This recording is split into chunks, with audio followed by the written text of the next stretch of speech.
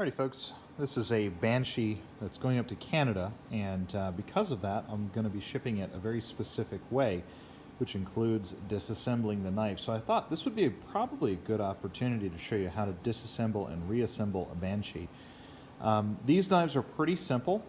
They don't require as much maintenance as certain other types of knives, but you should probably know how to take one apart in the event of an emergency. Additionally, they do require a little bit of maintenance every now and again in terms of cleaning. It is possible for you to get gunk in the way covers, basically, the little push rods. Now, typically they're going to get 99% of all the environmental contaminants and keep those out of the springs. But on occasion, you might find it necessary to clean them up. So let's go ahead and take this thing apart, and I'll show you exactly how this goes together and comes apart. We're going to need two tools, a T15 Torx driver and a T8 Torx driver. It's great if you have two of each, because then you can torque things against each other. And I do recommend keeping blue Loctite on all of the screws. It's definitely useful if you're going to be doing anything with rotating pivots or anything like that that can basically potentially have screws that come unscrewed. Alrighty folks, so we're going to put together a Banshee here. The disassembly is the exact reverse of this, but what I have here are the constituent components, all the small pieces, the blade, and the frame itself. You'll notice here are the frames. This is made out of micarta, and it has inserts made out of 6Al 4V titanium. These are the spring plate covers and locking blocks, and they actually contain the springs within them. If ever you want to tear this down, all you do is you pull this off, and you can actually see the spring assembly here. It's got a little coil spring and then our little plunger here, which actually creates an environmental seal. When it's actually got the spindle installed, the spring is compressed like that. And of course, I just shot that all over the place. Basically, this has a little tail that inserts into the spring, and then normally, if you were really doing a full disassembly, this would be a part, and you just put this in here. It snaps right in. These are machined so they have very precise fit. And you can either install this after you get everything together, or you can go ahead and put it in right now. But that basically is ready to go. So in order to put the pivot in, this one has pivot collars, so we have to make sure that there's a little bit of screw extended and showing right there. And what you're going to do is actually put your pivot collar in. Make sure that your stop pins are in, so it's got a 1/8 inch stop pin for the closed position and a 3/16 for the open position. That's the load bearing one. And you want to get your pivot in. And then what we're going to do is take a little Molychrome race. This is actually what the bearings run on. This is made out of very hard Molychrome steel. It's got an oxide coating on it to prevent it from rusting. That sits right down there. And then our bearings run on this hardened steel. That's part of what makes it so smooth. Take a bearing, put it right down there. These are made out of ceramic. You see how they're dark color? That's a ceramic bearing. And then our blade just simply sits right here. We'll do the exact same, but in the reverse on the other side. So take a ceramic bearing and then a Molychrome race. Then we take our two sides of the frame. This is a clamshell, so it just sits right on top of there. Clicks down, pivot collar,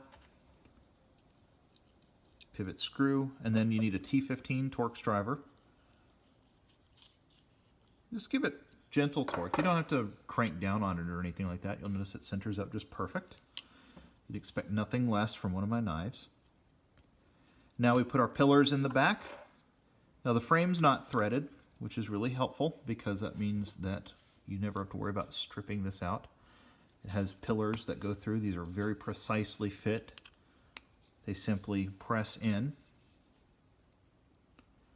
And they have titanium screws. This is a T8 driver for these guys here. I make all of my stuff here in the United States. Every screw, every pivot, every piece that goes into this knife is US made, including these screws. These screws are made out of titanium, 6Al 4V titanium.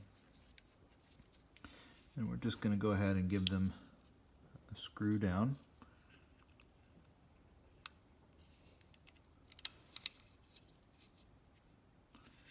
And you don't have to really torque them down, but I do recommend that you put a little bit of blue Loctite on them when you do this for your own knife. Now the hardest part in this entire assembly process is putting the spindle back in. Now this really helps if you've got a small tool. You don't need a T6 for the disassembly and reassembly. A toothpick would work. I'm just going to tell you to use a T6 driver because I happen to know that it's about the right size. What you need to do is stick this driver through. It's kind of a slave pin, and press down on the spindle's spring. And then once you get that in, you can actually remove it. You need to be able to clear the locking face or the detent notch right there. And then you can use your T6 driver, press down on that spring, push this through, and all you got to do is get it to where it's coming through. Now, as soon as you see this, where this is protruding on either side, and by the way, instantly notice this is a solid core of hardened 440C. It's bored and threaded on either side. Much more expensive to do it this way, but this makes this actual spindle lock much stronger. You're not compressing a hollow tube. This is actually solid. Once that's through, you just take your T15, presumably.